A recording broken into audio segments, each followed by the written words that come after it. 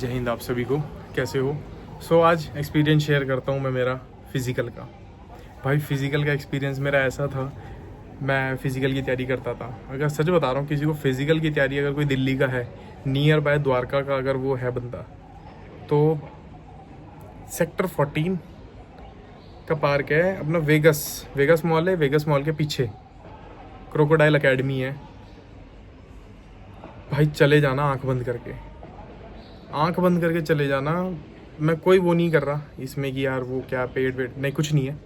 आंख बंद करके चले जाना, वहाँ जाके ये कर लेना बंद दिमाग। सिर्फ उन सर को इतना बताना, सर मेरा फ़िज़िकल है, इस चीज़ का फ़िज़िकल है, इस डेट को मेरा फ़िज़िकल है।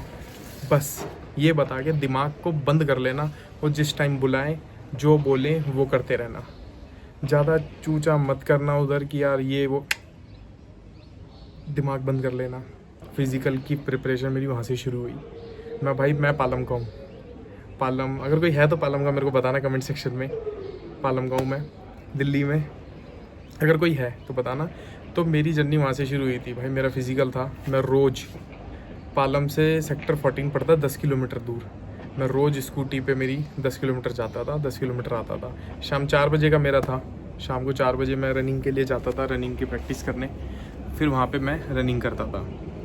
रनिंग करके वापस आता था। अपना जूस हो, जो भी डाइट वाइट वही बताते थे मेरे को कि क्या करना है क्या नहीं करना। फिर वो हुआ, तकरीबन 2 महीने मैंने फ़िज़िकल की तैयारी करी। रिगरस तैयारी जिसे कहते हैं ना, रिगरस। भाई आके थक जाता था मैं इतना, बट पढ़ना भी होता था मेंस के लिए। एक दिन जितनी भी तारीख को था, 3 दिन पहले मेरे को पता लगा भाई फ़िज़िकल है मेरा। 9 तारीख को मेरा फ़िज़िकल हुआ था अजमेर GC2 CPO 2022 वाले में। अजमेर GC2 का था। जिनका फ़िज़िकल मेरे को बताना, अगर कोई देख रहा हो ये व्लॉग, कमेंट सेक्शन में बताना मेरे को। तो मेरी रनिंग हुई, अजमेर GC2 का फ़िज़िकल बहुत था, अच्छा था। रनिंग हुई, रनिंग पास हो गई। रनिंग भाई अराउंड मैंने 6 मिनट के अंदर मैंने मार दी थी रनिंग के बाद हमारी हुई वो 100 मीटर स्प्रिंट, ठीक है, पास हो गई वो भी, उसमें कोई दिक्कत नहीं। भाई उसके बाद आई लॉन्ग जंप गड्ढा कूदना था, कूद के भाई मैं कूदा एकदम से, मज़ा आ गया कूद के। भाई फिर आई हाई जंप ने, मैं सच बता रहा हूँ, मैंने कितने भगवानों को याद नहीं करा उस टाइम पे। मैंने इतने भगवानों को याद करा क्योंकि हाई जंप मैं गया पहले कूदने। मेरी हाई जंप बहुत अच्छी थी, लेकिन वो होता है ना दिन, कभी कभार ऐसा हो जाता है कि यार आज वो तुम्हारी परीक्षा लेगा, उसने तुम्हारी पार्क में नहीं ली, उसने तुम्हारी जहाँ तुम रनिंग करते थे वहाँ नहीं ली। भाई वहाँ हमेशा मेरी क्लियर होती थी। मैं गया, कैंची कूदते हैं ना अपन सब, आया भाग के, भाई कैंची कूदी, मैं तो कूदा, उधर से डंडा भी कूद के नीचे गिर गया।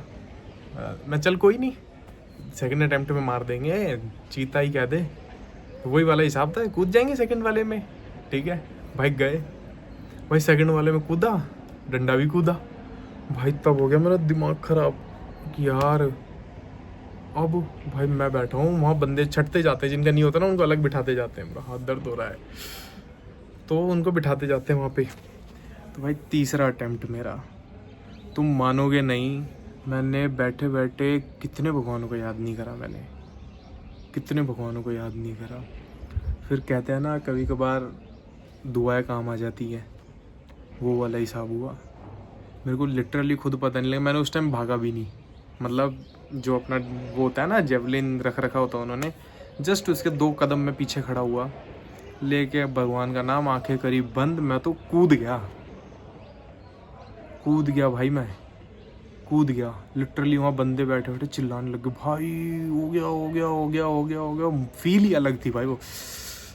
भाई उस टाइम फिज़िकल की हाई जंप क्लियर होने की फील उनसे पूछो जो फिज़िकल देने आए थे, जो फिज़िकल देने गए हैं। हाई जंप क्लियर होने के बाद तुम्हारा दिल ऐसा हो जाता है कि यार बस हो गया अब तो। ये था उस टाइम फिज़िकल। फिर उस टाइम क्या हुआ था, 2 बार जब मैं कूदा था ना हाई जंप, मेरी टेल बोन में लग गई थी अच्छी खासी। मैं गिरा, टेल बोन में मेरे जेवलिन लग गया। भाई मेरे इतना दर्द हो रहा था। अजमेर GC2 में था मेरा, वहाँ साइड में किसी ने रूम लगा था, वहाँ जाके नहाए धोए क्योंकि पसीने में आया था, पूरे काले हो गए थे, इतने काले जिसकी हद नहीं, पहचान में नहीं आ रहे थे। अजमेर स्टेशन पे गए, अजमेर स्टेशन पे जाके देखा भाई ट्रेन की टिकट तो बुक होती नहीं, ऑब्वियस सी बात है किसी की, कि किसको पता है यार कौन सी टिकट बुक करवाएं कौन सी नहीं बुक करवाएं, तो कुछ पता नहीं लगता। भाई ट्रेन में मैं चढ़ा, टिकट तो ले ली थी, ऑब्वियस सी बात है टिकट ले ली थी, जनरल टिकट जो होती है। मैं चढ़ गया विकलांग वाले डब्बे में कि थोड़ी जगह खाली थी, मैं ऊपर जाके बैठ गया। और भाई मैं को इतना दर्द होने लगा, बहुत तेज दर्द होने लगा। जयपुर स्टेशन आया, फिर भाई वहाँ पे विकलांग डब्बे में होते हैं कुछ लोग जो समझ जाओ कैसे होते हैं कि भाई वो सोचते हैं भाई इसमें नॉर्मल बंदा क्यों बैठा है, ये डब्बा तो हमें दे रखा है सरकार ने, इस डब्बे पे तो हमारा कब्जा है। तो भाई वो बंदे ने इतना दिमाग खराब करा मेरा कि उतरो नीचे उतरो नीचे। फिर एक आरपीएफ वाला आया, आरपीएफ वाले ने आके मेरे को बोला सर उतरो। मैं यार भाई तुम हमारी बात नहीं समझोगे तो कौन समझेगा। मैं यार मैं फिज़िकल दे के आया हूँ ऐसे ऐसे, मेरे को लिटरली मेरे पेन हो रहा है, मेरे को बैठा नहीं जा रहा। तो उसने बोला कि यार तू प्लीज़ माना करो यार सर, सर बोला उसने, उसे ही पता है यार फिज़िकल वगैरह दे के आए, CPO-SI का कांस्टेबल था वो, उसने रिस्पेक्ट करी। तो उसने बोला सर आप एक काम करो आगे वाले स्लीपर डब्बे में चले जाओ, उसमें सीट खाली है। तो मैं उसमें गया, तो ऑब्वियसली बात भाई इतना देखो जब भगवान साथ होता है ना, जब तुम कोशिश कर रहे हो तो भगवान सच में साथ होता है। मैं जैसे उस डब्बे में गया ना, एक दोस्त था उसने मेरे को वहाँ देखा था फिजिकल पे, वो अपनी चाची के साथ था, उसने मेरे को देखा, बोलता तू, मैं भाई क्या कर रहे थे, बोलता भाई क्या तू आजा आजा आजा, बोलता भाई ऊपर वाली सीट पर सो जा। मैं इतना खुश हुआ ना उस टाइम, वो बंदा है उसमें, वो ITBP में है, वो ऐसा ही नाम है उसका साहिल। भाई वो बंदा ना सच में बहुत अच्छा था। उसने मेरे को बोला भाई तू ऊपर सो जा अपनी सीट है। मैं वहाँ रेस्ट करा मैंने, फिर मैं दिल्ली कैंट पहुँचा। दिल्ली कैंट तक हम आराम से रेस्ट करते हुए गए, कोई दिक्कत नहीं थी। उसकी चाची जो थी वो RPF में थी, तो उनकी सीट बुक थी उस टाइम। भाई हम वहाँ बैठे आराम से, मैं सोते सोते आया, मैं घर पे आया।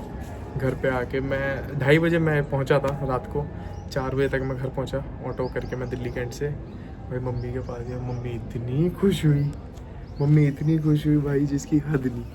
मम्मी बहुत खुश हुई मेरी, बहुत खुश हुई। उस टाइम माँ की आंखों में जो आंसू होते हैं ना भाई, वो लिटरली, मैंने कुछ नहीं खाया था, मम्मी ने सुबह 4 बजे मेरे लिए खाना बनाया, 4 बजे मैंने खाना खाया। उसके बाद मम्मी ने फिर नहाया धोया, मैं कपड़े वपड़े मतलब चेंज वेंज करके फिर सोया। मैं फिर उठाऊँ, अगले दिन मैं उठाऊँ, मैं फिर अगले दिन मैं उठाऊँ।